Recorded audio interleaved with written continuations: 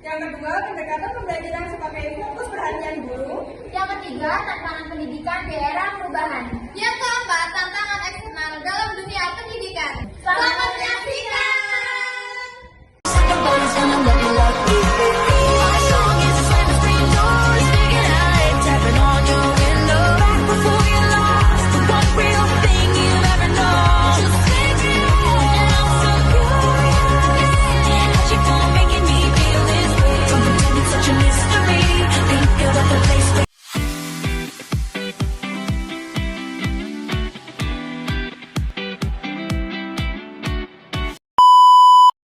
Subbab yang pertama yaitu hakikat belajar mengajar. Hakikat belajar. Belajar adalah usaha sadar untuk memenuhi kebutuhan.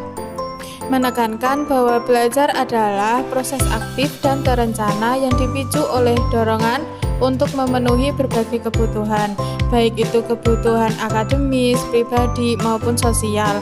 Kesadaran dan motivasi menjadi kunci dalam menjadikan proses belajar lebih efektif dan bermakna. Belajar adalah proses perubahan, persepsi, dan pemahaman. Belajar melibatkan transformasi yang mendalam dalam cara seseorang memandang dan memahami dunia. Ini mencakup perubahan dalam interpretasi, kedalaman pengetahuan, dan kemampuan untuk menerapkan informasi dalam konteks kehidupan nyata. Proses ini adalah kunci untuk mengembangkan pribadi dan pemecahan masalah yang efektif. Belajar adalah proses yang mengarahkan kepada pencapaian tujuan. Bahwa belajar bukanlah aktivitas yang dilakukan tanpa arah, tetapi merupakan proses yang terstruktur dan terfokus untuk mencapai tujuan tertentu. Belajar adalah aktivitas yang terencana, terfokus, dan memerlukan motivasi untuk mencapai hasil yang diinginkan, baik dalam konteks akademis, pribadi, maupun sosial. Dengan memiliki tujuan yang jelas, individu dapat lebih mudah mengarahkan usaha dan strategi mereka untuk mencapai capaian yang diinginkan. Belajar adalah proses yang melibatkan berbagai pengalaman yang diciptakan oleh pendidik. Pengalaman praktis dan relevan sangat penting dalam proses belajar. Pendidik memiliki peran kunci dalam menciptakan pengalaman tersebut, yang memungkinkan siswa untuk terlibat secara aktif dan mengaitkan pengetahuan dengan kenyataan. Proses ini tidak hanya memperdalam pemahaman, tetapi juga membantu siswa mengembangkan keterampilan dan sikap yang diperlukan untuk menghadapi tantangan di dunia nyata. Hakikat mengajar. Mengajar adalah proses menularkan pengetahuan, keterampilan, dan nilai kepada peserta didik. Mengajar sebagai suatu proses aktif yang bertujuan untuk mentransfer berbagai aspek pengetahuan dan keterampilan dari pendidik kepada peserta lain. Mengajar adalah proses yang kompleks dan multifaset. Ini melibatkan transfer pengetahuan, pengembangan keterampilan, dan penanaman nilai-nilai yang terpenting bagi pertumbuhan individu. Proses ini tidak hanya bertujuan untuk menghasilkan siswa yang berpengetahuan, tetapi juga individu yang siap menghadapi tantangan di dunia nyata dengan keterampilan dan karakter yang baik. Mengajar juga proses penyampaian informasi dari guru ke siswa. Mengajar adalah suatu aktivitas yang melibatkan transfer pengetahuan secara terstruktur dan interaktif. Proses ini penting untuk memastikan bahwa siswa memahami dan dapat menerapkan informasi yang diajarkan.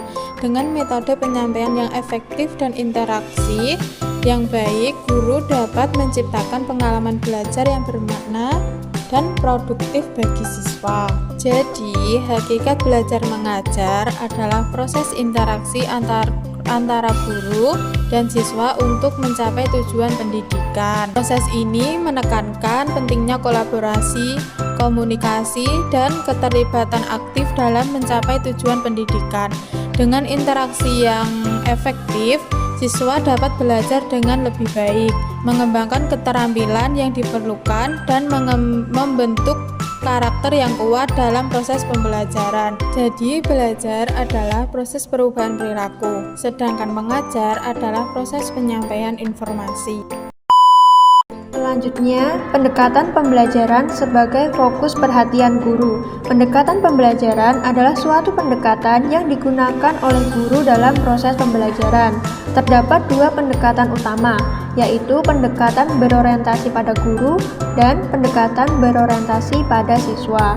Pendekatan pembelajaran yang mengaktifkan siswa seperti pendekatan PAKEM atau pembelajaran aktif, kreatif, efektif, dan menyenangkan. Menekankan pentingnya peran guru dalam membantu siswa menemukan cara belajar secara aktif, kreatif, dan efektif. Pendekatan pembelajaran sebagai fokus perhatian guru merujuk pada cara-cara di mana guru mengorganisasi, merancang, dan melaksanakan proses pembelajaran untuk mendukung perkembangan siswa. Berikut adalah beberapa aspek penting dari pendekatan ini. Yang pertama, pembelajaran berpusat pada siswa. Partisipasi aktif. Guru mendorong siswa untuk terlibat aktif dalam proses pembelajaran melalui diskusi, kolaborasi, dan eksplorasi. Kemandirian belajar yaitu siswa diajarkan untuk mengambil inisiatif dalam pembelajaran mereka, mengembangkan keterampilan berpikir kritis dan kreatif. Yang kedua, penyesuaian metode pembelajaran.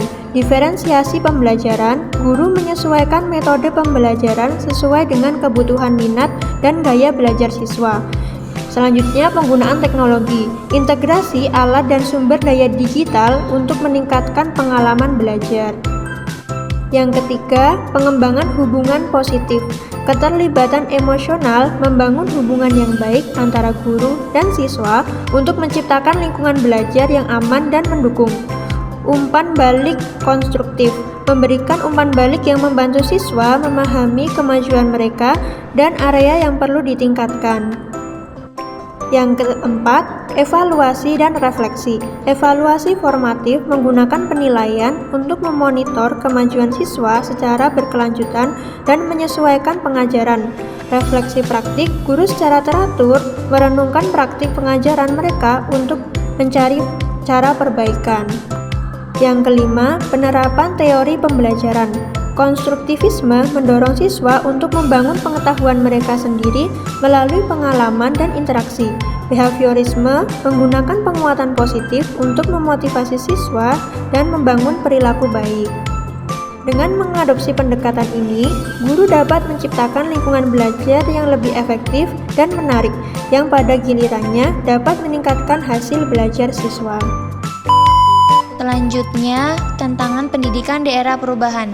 Pendidikan di era saat ini menghadapi tantangan yang kompleks, antara lain kesenjangan akses terhadap teknologi, kurangnya literasi digital, gangguan dalam penggunaan teknologi, dan kemauan guru untuk mengadopsi pembelajaran digital. Pendidikan di era saat ini sangat banyak menghadapi berbagai tantangan kompleks, termasuk yang tadi saya sebutkan, yaitu kesenjangan akses terhadap teknologi, di mana banyaknya siswa, terutama di daerah terpencil, tidak memiliki perangkat atau koneksi internet yang memadai untuk mengikuti pembelajaran daring. Selain itu juga kurangnya literasi digital di kalangan guru dan siswa menghambat kemampuan mereka untuk memanfaatkan teknologi secara efektif dalam proses belajar mengajar. Gangguan dalam penggunaan teknologi ini seperti ketergantungan pada media sosial dan konten hiburan dapat mengalihkan perhatian siswa dan mengurangi konsentrasi saat belajar. Di sisi lain, meskipun ada pelatihan yang disediakan untuk guru, kemauan mereka untuk mengadopsi pembelajaran digital seringkali masih terbatas, yang menghambat inovasi dalam metode pengajaran. Semua faktor ini saling terkait dan memerlukan perhatian bersama untuk meningkatkan kualitas pendidikan di era digital. Kesenjangan dalam akses terhadap perangkat dan internet menjadi masalah besar bagi siswa di daerah terpencil. Banyak dari mereka tidak memiliki komputer atau koneksi internet yang baik, sehingga mereka kesulitan mengikuti pelajaran daring dan tertinggal dibandingkan siswa di daerah yang lebih maju. Nah, selain itu, baik guru maupun siswa seringkali kurang memiliki keterampilan dalam menggunakan teknologi yang disebut literasi digital. Kurangnya keterampilan ini membuat mereka kesulitan memanfaatkan berbagai sumber belajar yang tersedia secara online.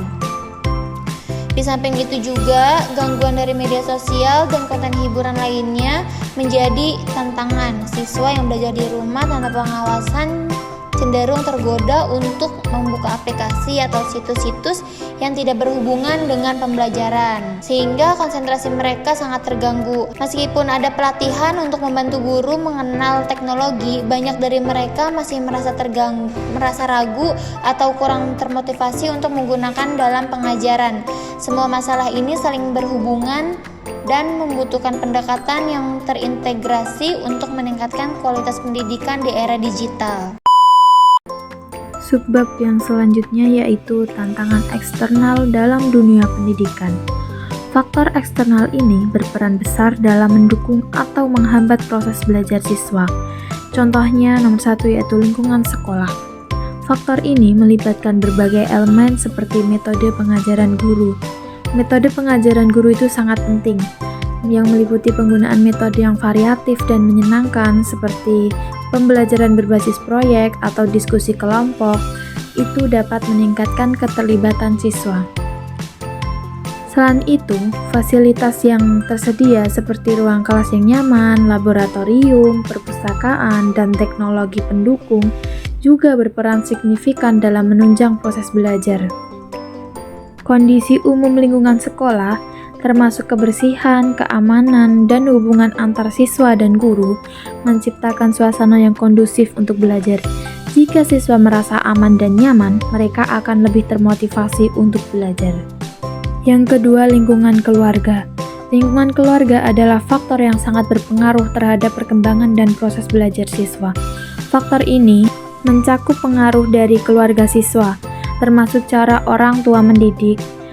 Cara orang tua mendidik anak, apakah mereka menerapkan disiplin, memberikan kebebasan untuk bereksplorasi, atau menyediakan waktu untuk belajar bersama, akan membentuk sikap dan motivasi anak.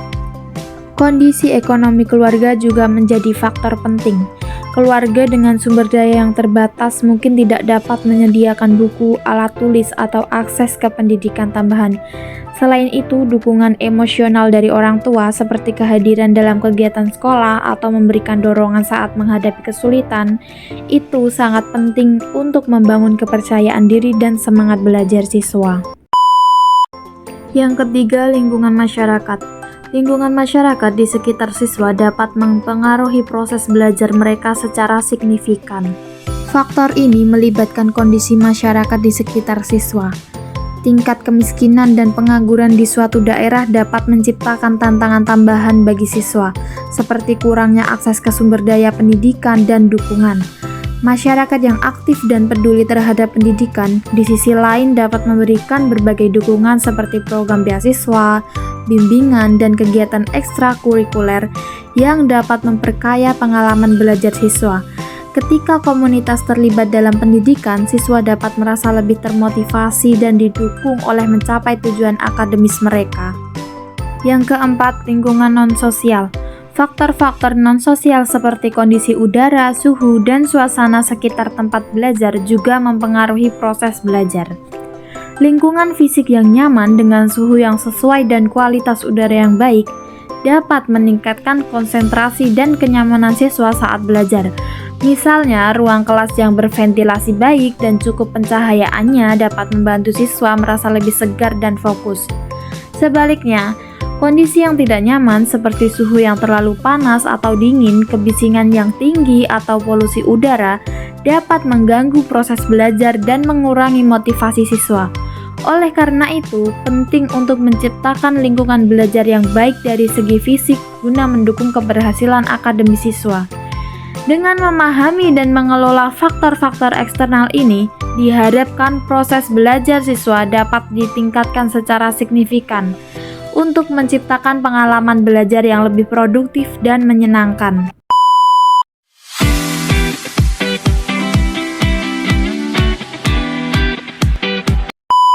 Sekian pemaparan materi dari kelompok kami, semoga bermanfaat. Wassalamualaikum warahmatullahi wabarakatuh.